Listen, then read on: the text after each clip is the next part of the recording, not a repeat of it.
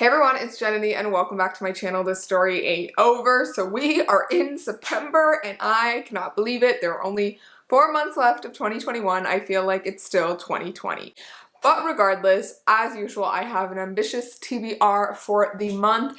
It is the month of school starting again, even though I'm not in school anymore, and fall is coming hopefully soon. It's been like scorching hot here where I am in Toronto, and I just feel like this is the perfect time to start picking up a shitload of dark academia books. I feel like I tried to do this last year and then it just didn't get around to actually reading a bunch of those books, but I'm hoping this year that I'll be able to get through a bunch of dark academia books that I've been meaning to read for a while, and a few that actually recently came out that I've heard great things about. But before we get into the books I'm going to be reading in September and the ones that I'm currently in the middle of, I did want to talk a little bit about today's sponsor, which is Book of the Month. So Book of the Month is a super popular, fast-growing online book service for readers. I've talked about them twice before, and this is the third video that I'm doing with them, and they're just super great and an awesome service that I think all of you should check out. This is a US only service. They do not ship to Canada. I know I am Canadian, so I just wanted to clear any confusion there. So Book of the Month's mission is to promote new and emerging authors and help readers like you and me discover books that they're gonna love. So the way it works is that their team vets hundreds of books each month, and they give readers a choice of early and new release fiction so that you can spend less time scrolling and searching for the next read and just actually reading. One thing that I absolutely love about Book of the Month is that they are totally risk-free. They have an awesome skip policy where if at any point you don't like the choices for a specific month, you can just skip that month, not get charged, and just continue on with your subscription later on. Not only that, they also have the best prices that you can ever find for adult hardcover fiction. I've mentioned this before, but adult hardcover fiction can get really pricey in comparison, especially to YA. So they have some really awesome prices to get just these great new releases at some really low prices. And you can actually get your first Book of the Month box for only $9.99 when you use the link in my description and use my code STORY.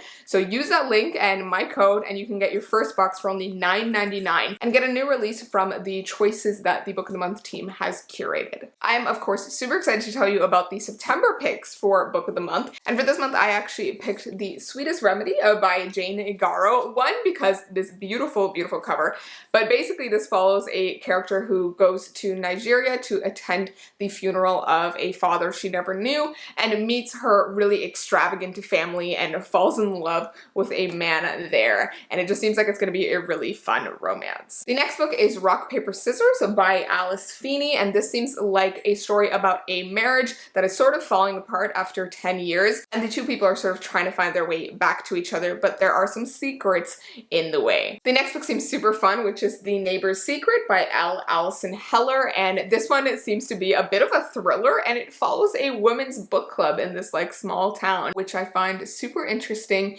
and all of these secrets that are lurking in the town. The next book is Beautiful Country by Quan Julie Wang, and this is a memoir of a young undocumented child from China living in America and sort of living in poverty. Alright, and then the last book is The Love Hypothesis by Ali Hazelwood, and this one seems like so much fun. It is a fake dating romance between two different scientists when a girl is trying to prove to her best friend that she doesn't believe in romantic relationships. All of the picks for Book of the Month for September just seem super fantastic, and I can't wait to dive into each of them. As I said before, definitely go check out Book of the Month. Use the link in my description and my code STORY to get your first box for only $9.99 and grab one of these awesome releases. Alright, but that's all I have to say about Book of the Month for this video. Now let's get into the books that I'm currently reading, and then we'll get into the dark academia books that I'm hoping to read in September. Alright, so as you guys may know, I actually managed to finish a few books in August, which, oh my god, was so incredible and amazing after being in a reading slump for ages. And so currently I'm actually reading a couple books by the same authors that I read in August. So in August I read The Maidens by Alex Michaelids, and this was sort of a whim decision to pick up because I had been seeing it all over social media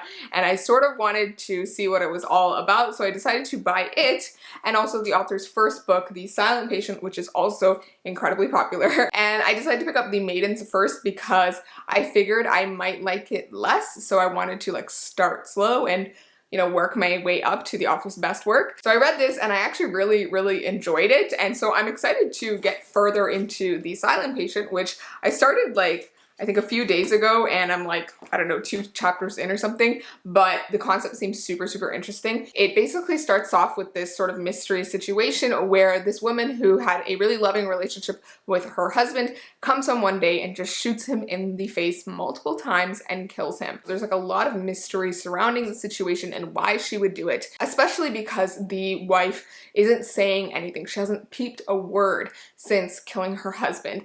All she has done is do a bit of painting. She was a painter, and she ends up painting a self-portrait that involves a character from Greek mythology. And the main character of this book is actually a criminal psychologist named Theo, who is very interested in this case and decides he wants to work with the wife and figure out what happened. I'm super interested by this, and it seems like it's going to be really good, especially after like reading The Maidens. I really enjoyed that, so I'm hoping that this will be as good, if not better. And then in August, I also picked up Goddess in the Machine by Laura Beth Johnson, and I absolutely loved this one. As you may know from my full reading vlog for it, go check it out if you haven't seen it already. But yeah, I love this, so I definitely knew I wanted to pick up the sequel, which is Devil and the Device, and I have started this one. I'm about 50 pages in, I believe, and it's going great. I'm so curious to see how this story is going to end. It is a duology, and it's just a really cool sci-fi story that sort of combines sci-fi and fantasy and takes place in like 3100 and involves just really cool technology and like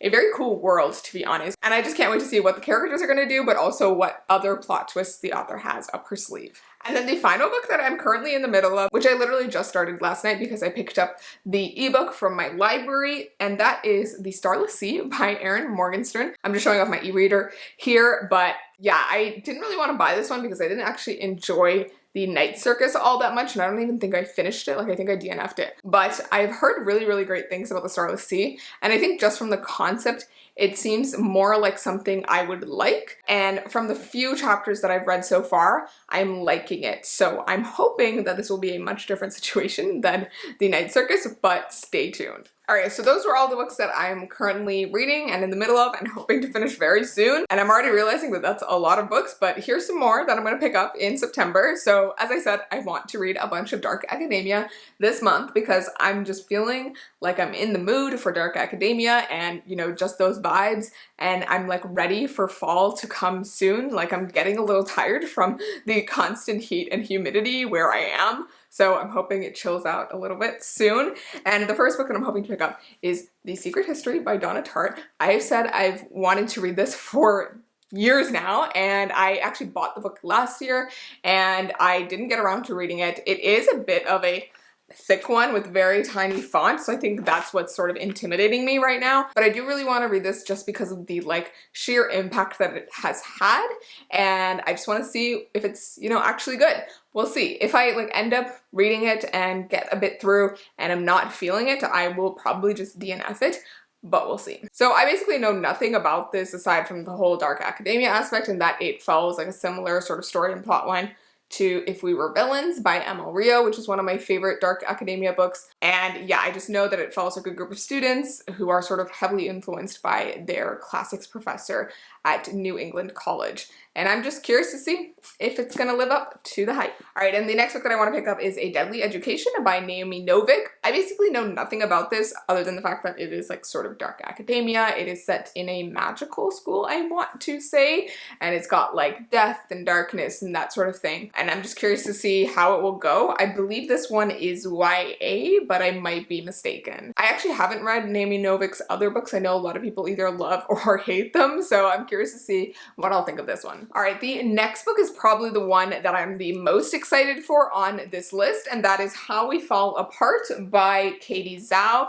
And this is basically a dark academia set in modern day with like teen protagonists, so it's like YA, but with Asian American main characters, and it's also got a very strong Gossip Girl element to it. Like, it feels a bit like that. And from what I've heard, it really deals with like the dark side of actually being in school and studying, and how the pressure of needing to do well in school can sort of break people, which I'm very, very excited for. And I feel like that's a pressure that a lot of BIPOC people feel. So I'm excited to see sort of this rendering of a dark academia. I would love to hear from anyone who has read this what you thought of it, because so far what I've heard has just been totally fantastic. All right, the next book is one that I've actually never heard of before, but I had recently put up a story on my Instagram asking for people to tell me some dark academia books that they really like, and a few of you actually mentioned The Truants by Kate Weinberg, and this one also seems like it'll be a great dark academia. It follows the main character Jess,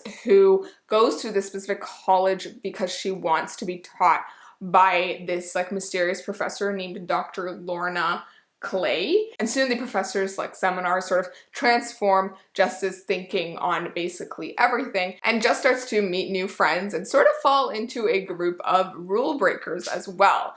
And when a tragedy strikes in their group, it causes some unfortunate ripples and secrets sort of come to light, and it just gets chaotic from there. And this seems like the perfect sort of dark academia book that I want to read, so I'm excited to see if I'm gonna like this one as well. All right, and the last book that I want to pick up isn't actually a dark academia, but it is set in like a university situation and with a theater professor as the main character, and that is All's Well by Mona Awad. So basically, from what I know, the main character is a theater professor whose life is sort of crumbling apart. She was in a pretty bad accident that left her with major chronic pain and sort of ended her burgeoning acting career, and her marriage is falling apart, and she's basically on the verge of losing her job as the theater professor. And so she's sort of like determined to hold it together and decides that she's going to put on a production of Shakespeare's All's Well That Ends Well, but her students are a little bit more on the rebellious side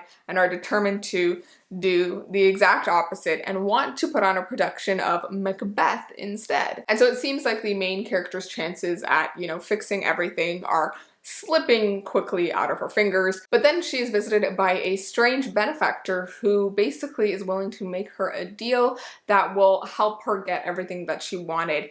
And it seems to get a little bit like speculative there. Like I think there's a little bit of a fantasy element, I'm not quite sure. But basically it's like this portrait of this woman whose life is falling apart. And you know, the aspect of her pain as well, and how it's constantly ignored. And I think it's going to be fantastic, and I'm like just super excited to read it. And actually the reason that I wanted to pick this one up was because I had seen Kayla from Books and Lala talk about this book a lot on her channel, especially the author's other book, Bunny, which I haven't actually read, but I want to. And so I decided to actually add this to my TBR. And then Kayla actually reached out asking if I wanted to co-host with her the Literally Dead book club for September, because they are going to be reading All's Well by Mona Awad. So I was like, yes, sign me up. So yeah, I'm going to be reading this in September, and then I think the live show is going to be around the beginning of October, so you guys can look forward to that and hearing my thoughts, and also I think Erin from Booked and Busy, and also Kayla's thoughts from Books and Lala. Super excited for this, and just can't wait to see if it's going to end up being something I enjoy. Like I definitely think this is slightly out of my comfort zone, but I'm excited about like the Shakespeare aspect of it, so I think that's one of the main reasons why I'm excited about it. All right, but those are all the books that I want to read in September, and the ones that I'm currently in the middle of. Definitely let me know in the comments if you guys have read any of these books and what you thought of them, or if you are planning to pick them up yourself. And as usual, thank you so much for watching, and definitely go check out Book of the Month using the link in my description and my code STORY to grab your first box for only $9.99.